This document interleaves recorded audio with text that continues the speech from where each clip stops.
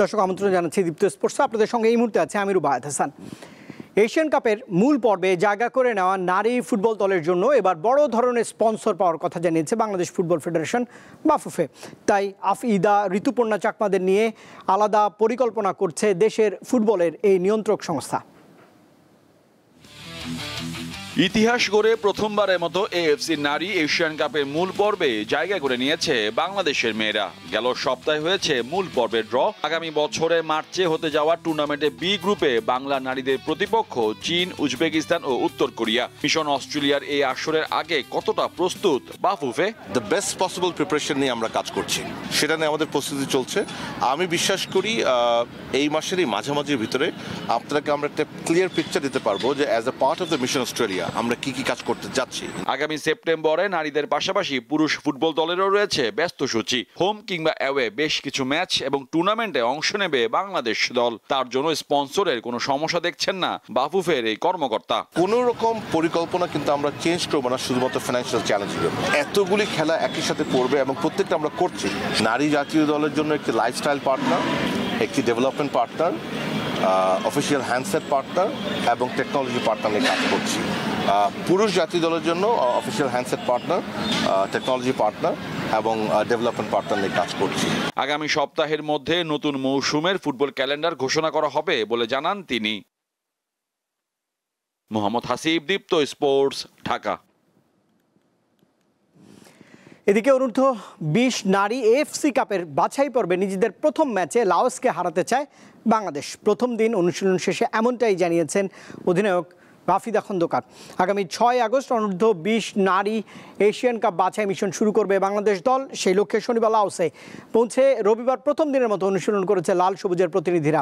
বাছাই পর্বে এইচ গ্রুপে বাংলাদেশের 3 প্রতিদ্বন্দ্বী দল দক্ষিণ কোরিয়া, লাওস এবং পূর্ব তিমুর। 6 আগস্ট বাংলাদেশের প্রতিপক্ষ স্বাগতিক লাওস, 8 আগস্ট পূর্ব তিমুর আর 10 আগস্ট দক্ষিণ কোরিয়ার মুখোমুখি হবে বাংলাদেশের মেয়েরা।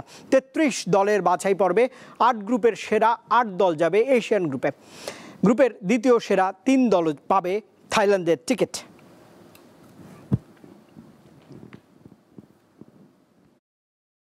কালকে আমরা বাংলাদেশ থেকে লাওসে আসছি এফসি কোয়ালিফাই করার জন্য। আমরা আজকে প্রথম প্র্যাকটিস করছি, তো আলহামদুলিল্লাহ সবাই সুস্থ আছি, ভালো ট্রেনিং হয়েছে। আমরা সবাই ভালোভাবেই প্র্যাকটিস করছি, সবার মন মেজাজ ভালোই আছে। নতুন দেশ ঘুরতেছি, ভাল লাগতেছে, দেখে দেখে আসতেছি, ভাল লাগতেছে। লক্ষ্য প্রথম যেহেতু লাওসের সাথে খেলা, লাওসের সাথে যেভাবে খেলতে হবে, কোচ যেভাবে বলবে, আমাদের টার্গেট থাকবে ম্যাচ জেতা। প্রথমবারের মতো চ্যাম্পিয়ন্স লিগ জিতে বিপাকে প্যারিস সেন্ট জার্মাই। সমর্থকদের অসদাচরণ এবং বিশৃঙ্খলার জন্য ফরাসি ক্লাবটিকে 1,48,000 ইউরো জরিমানা করেছে উয়েফা। শুধু তাই নয়, আগামী 2 বছরের মধ্যে একটি অ্যাওয়ে ম্যাচে নিজেদের দর্শকদের কাছে টিকিটও বিক্রি করতে পারবে না ফরাসিরা। গেল মৌসুমটা স্বপ্নের মতো কাটিয়েছে পিএসজি। ঘরোয়া ট্রেবল ছাড়াও লুইস এনরিকের শিষ্যরা নিজেদের ইতিহাসে প্রথমবারের মতো উয়েফা চ্যাম্পিয়ন্স লিগের শিরোপা জিতেছে। ফাইনালে সমর্থকদের লাগামহীন উদযাপনের কারণে শাস্তি পেয়েছে ফরাসি ক্লাবটি। গত 31 মে জার্মানির মিউনিখের অ্যালিয়েন্জ অ্যারেনায় ইন্টার মিলানকে 5-0 গোলে উড়িয়ে প্রথমবারের মতো চ্যাম্পিয়ন্স লিগের শিরোপা জেতে ফরাসিরা। ম্যাচের শেষ বাঁশি বাজার পর হাজারো সমর্থক গোল পোস্টের পেছন দিয়ে মাঠে ঢুকে পড়েন। সমর্থকদের ভিড়ে মাঠে সৃষ্টি হয় বিশৃঙ্খলা, আতশবাজি পোড়ানো, বিভিন্ন জিনিসপত্র নিক্ষেপ, সম্পত্তি নষ্ট করা এবং অশালীন বার্তা প্রদর্শনের মতো ঘটনাগুলো উয়েফার নজরে পড়ে। পরিস্থিতি নিয়ন্ত্রণে আনতে হিমশিম খেতে হয় নিরাপত্তা কর্মীদের।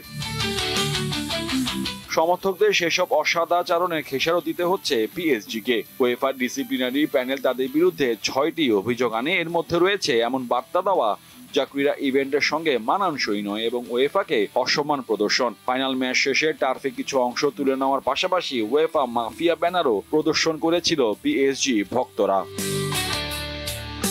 এক বিবৃতিতে পিএসজি শাস্তি ঘোষণা দেয় ইউরোপিয়ান ফুটবলের নিয়ন্ত্রক সংস্থা উয়েফা। সমর্থকদের মাঠে প্রবেশ এবং আতশবাজি ব্যবহারের অভিযোগে ক্লাবটিকে 1,48,000 ইউরো জরিমানা করা হয়েছে বাংলাদেশি মুদ্রায়, যা প্রায় 2,10,00,000 টাকা।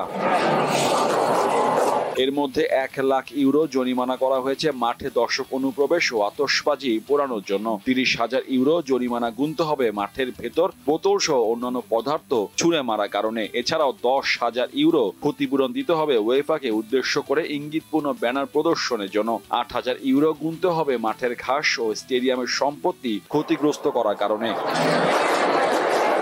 চ্যাম্পিয়ন্স লিগ জয়ের মাধ্যমে পিএসজি প্রাইজ মানি হিসাবে ওয়েফার কাছ থেকে 140 মিলিয়ন ইউরো পেয়েছে। নিজেদের ইতিহাসে সবচেয়ে বড় সাফল্য পাওয়া ফরাসিদের জন্য হয়তো এই জরিমানা কিছুই নয়, তবে ফ্রান্সের বাইরে অবশ্য বড় মঞ্চে দর্শকদের আচরণ নিয়ন্ত্রণের তাগিদ তৈরি হতে পারে। শুধু আর্থিক জরিমানা পরিশোধ করলেই যে শাস্তিমুক্ত হতে পারে ফরাসি জায়ান্টরা তা কিন্তু নয়। আগামী 2 বছরের মধ্যে ওয়েফার প্রতিযোগিতায় পিএসজির একটি অ্যাওয়ে ম্যাচের জন্য টিকিট বিক্রির উপর নিষেধাজ্ঞা দেওয়া হয়েছে। মোহাম্মদ হাসিব, দীপ্ত স্পোর্টস। আর দর্শক, এই ছিল আজকের মতো দীপ্ত স্পোর্টসের দেশ বিদেশের খেলাধুলার নানা রকম খবর পেতে দীপ্ত স্পোর্টসের সঙ্গেই থাকুন দীপ্ত টেলিভিশনের ডিজিটাল প্ল্যাটফর্মের সঙ্গে।